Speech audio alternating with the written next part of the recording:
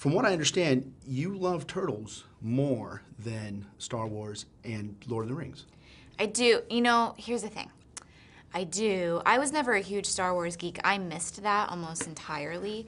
But I do geek out on Lord of the Rings. However, that entered my life like late puberty, like late tweens, early teens. Really, it peaked for me at 15 when the movies were coming out. I did read the books, but Turtles was with me since childhood. And so there's just something different about the nostalgia and the sort of warmth you feel in your heart for something that you loved when you were a child, and that's what this is for me.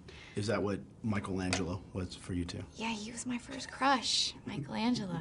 Why is that? I don't know. He just represents what I like in people. He was the easygoing. He was like the bohemian surfer guy. He was funny. He was the comic relief. You could always count on Mikey to make you smile, no matter what villains they were fighting and what they were up against. And I need that in life.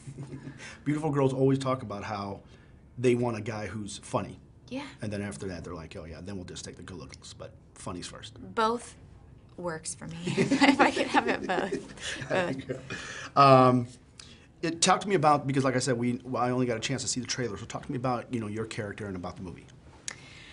Well, we tried to stay, like I had any pull in what happened. So when you were in the meetings. Yeah, no.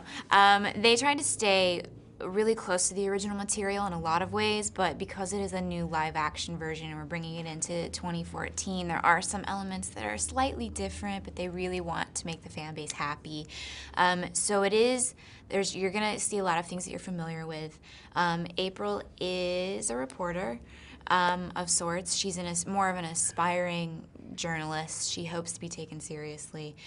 She's sort of not happy where she is right now, and by sheer coincidence and accident, she comes across the Turtles and gets sort of sucked into their world, and then realizes that they have more in common than she would ever have thought previously.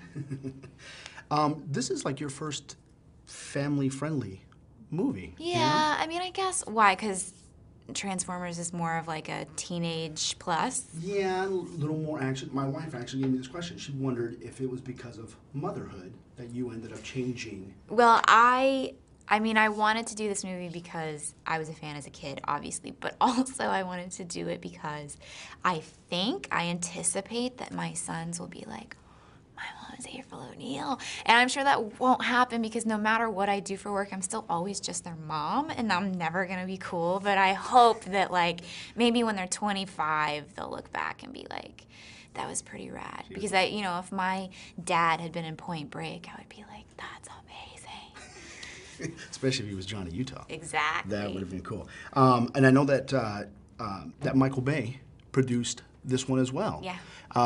Does that mean that we're all good friends again? I do. I love Michael. I've always loved Michael.